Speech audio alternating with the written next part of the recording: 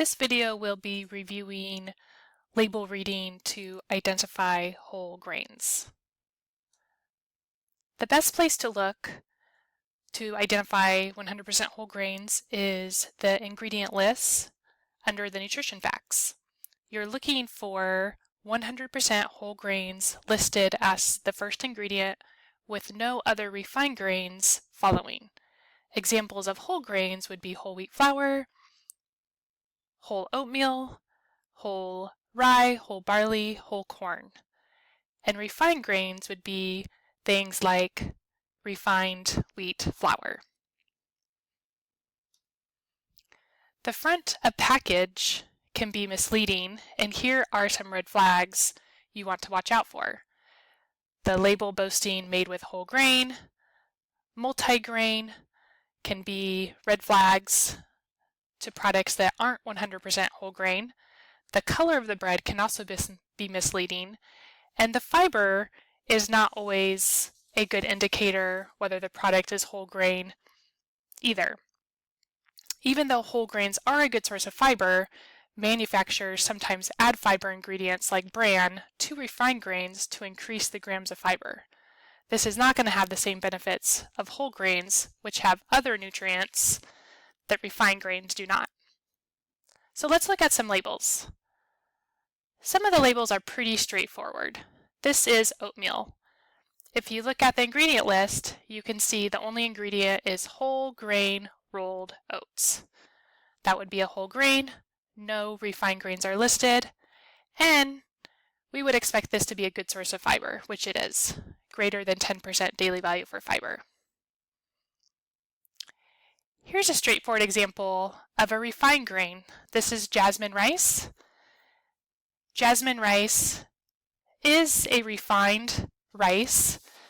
The high fiber bran has been removed, leaving the more starchy endosperm part of the rice. And we can see here that there is no fiber in this product.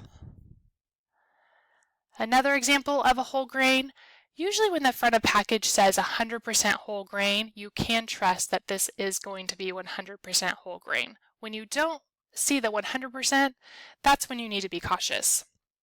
And sure enough, the only ingredient is whole durum wheat flour, which is a variety of flour, and it is a good source of fiber, 6 grams, 21% daily value. Now here's a product where the front of package is misleading, multi-grain.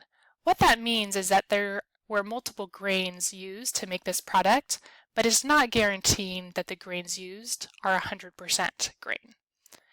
If you look at the fiber, it is a good source of fiber, so that makes it even more misleading. But when you look at the ingredients, the first ingredient is enriched flour. So this is not going to be 100% whole wheat flour. How is it a good source of fiber? Well, if you see here, added fiber is listed in the ingredients, inulin. And you can see the other grains used, rye flour, oatmeal, to make it multi-grain. So this would not be 100% whole wheat product or whole grain product. Now here's an example where the front of package also lists multi-grain, and this product actually is 100% whole grain product. The ingredients list all whole grains, whole grain corn, whole grain wheat, whole grain oats, whole grain barley, and whole grain rice, and there are no other refined grains listed afterward. And sure enough, this is a good source of fiber, and it is coming from the whole grains. There is no added fiber. The color of a bread can be deceiving too. This is a really chocolatey, dark rye bread. You would think based on the color it would be 100% whole wheat. But the ingredients here, the first ingredient is enriched wheat flour, so not going to be 100% whole wheat flour. How is it so brown? Well, they have added caramel color to the ingredient list.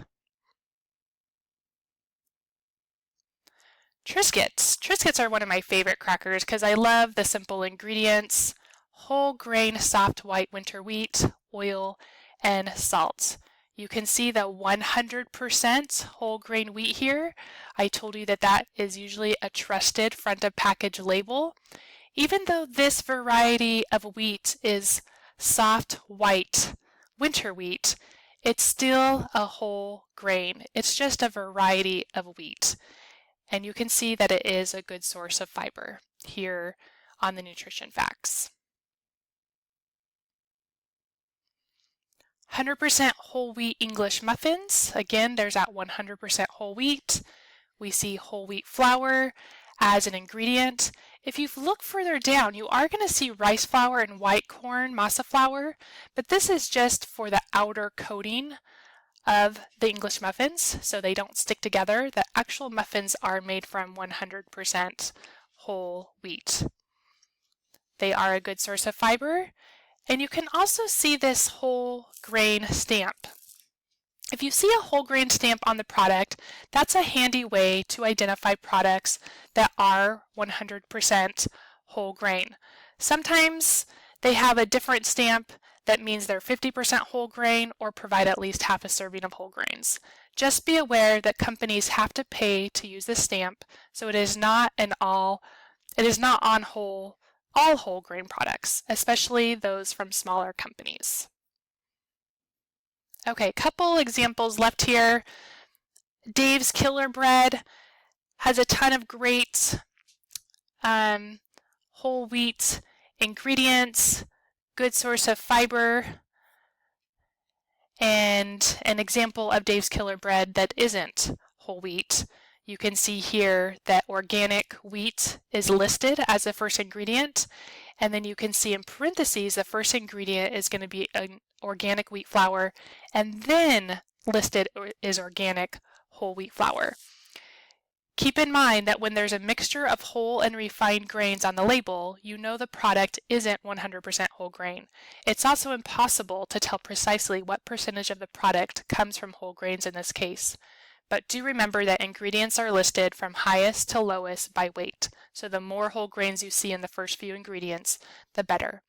This product probably doesn't have a whole lot of whole wheat flour based on the fiber only being at 2 grams or 8% daily value.